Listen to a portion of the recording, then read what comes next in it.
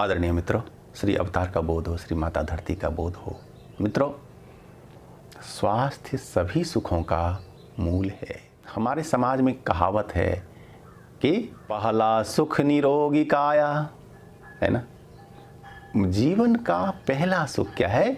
निरोगी काया, स्वास्थ्य का अच्छा रहना। स्वास्थ्य यदि अच्छा नहीं है तो आप जीवन में ज़्यादा कुछ नहीं कर पाएंगे। आपका जीवन अधिक सफल सार्थक नहीं हो सकेगा और हमेशा ही दुख, समस्याएं, अशांति, बेचैनी छाई रहेंगी। और इसलिए हमें अपने आरोग्य की हर कीमत पर रक्षा करनी चाहिए। वेद मंत्र है, शतं वो अम्बधामानि सहस्रमुतवो रुहः आधा शतक्रतो यूयमिमं मे अगदं कृत।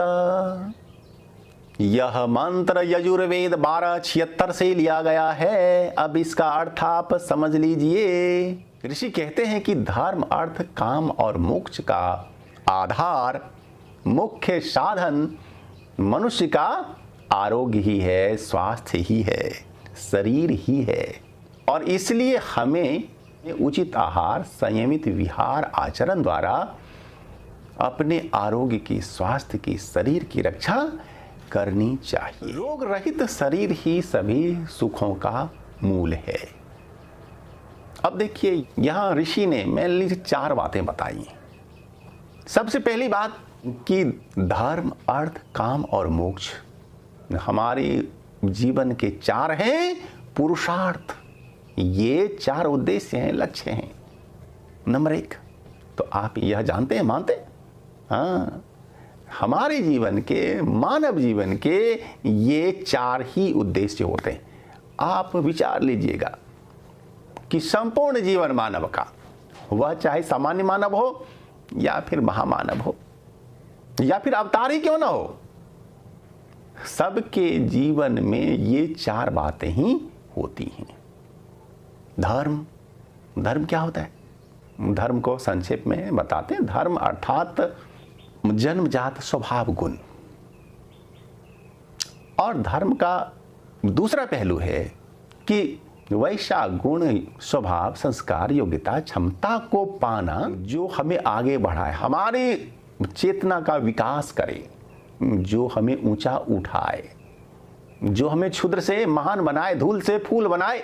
तो 2 बातें, धर्म यानी कि जन्मजात स्वभाव गुण, यह तो है ही हमारे अंदर में सबके साथ है। अब दूसरा पहलू, सिक्के के एक ही पहलू नहीं होते, उसके होते हैं 2 पहलू। दूसरा पहलू है आदर्श को धारण करना।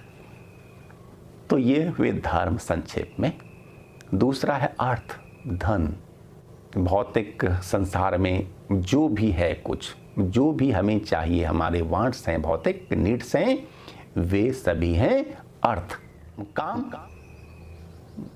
काम ही हमारे शरीर के जन्म का आधार होता है। काम भावना यानी कि विषम लिंग हेतु हमारा आकर्षण, या फिर कहें दूसरे प्राणियों हेतु हमारा दैहिक का आकर्षण ही काम है। और चौथा है मोक्ष, यानी कि वासना, तृष्णा से रहित हो जाना। यह है मोक्ष। तो हमें पहुंचना है मोक्ष तक। मोक्ष यानी वासना, तृष्णा रहित हो जाना, यानी सम अवस्था में हो जाना, यानी उदासीन हो जाना, यानी ईश्वराकार हो जाना, यानी ईश्वर को महसूस करना, यानी आत्म साक्षात्कार होना।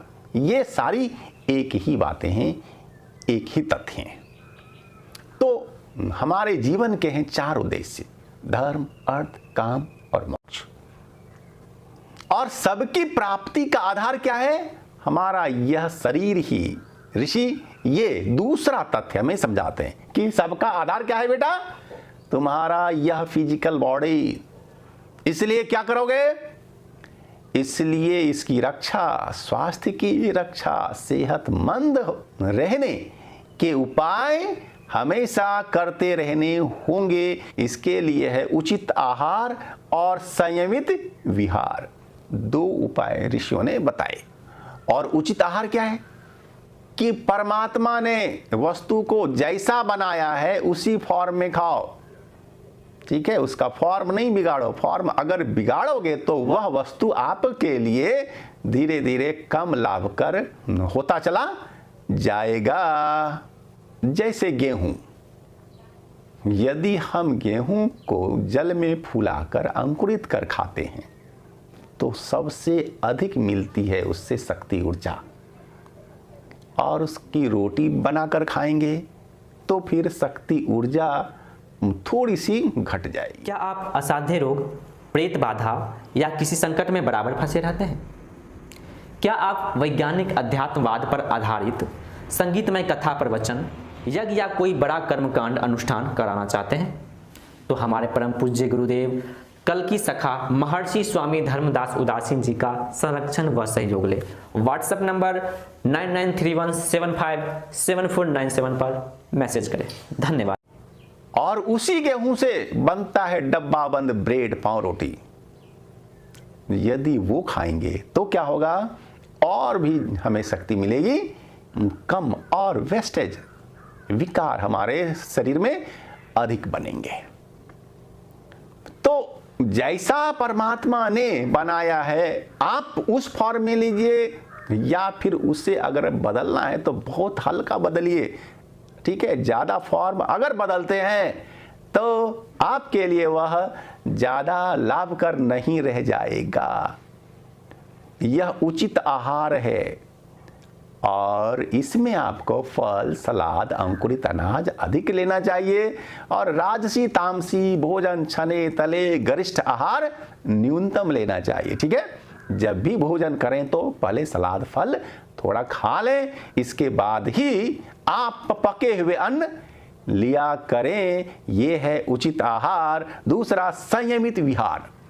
विहार में, आचरण में आपका संयम होना चाहिए। ठीक है, आवेश आवेग पर आपका नियंत्रण होना चाहिए, और नियमित दिनचर्या हो, समयानुसार हो। ये संयमित विहार है, और इन दोनों के माध्यम से हम अपने आरोग्य की रक्षा कर सकते हैं। अब नंबर 4थी बात जो ऋषियों ने कही कि सभी सुखों का आधार क्या है, हमारा यह रोग रहित शरीर। तो हम अपने शरीर को रोग रहित बनाएं, यह अत्यंत आवश्यक है। आशा है कि आप हमारी बातों पर अधिक ध्यान देंगे, क्योंकि ये बातें आपके लिए ही हैं, और हमारे वीडियो को शेयर करना न भूलेंगे। धन्यवाद।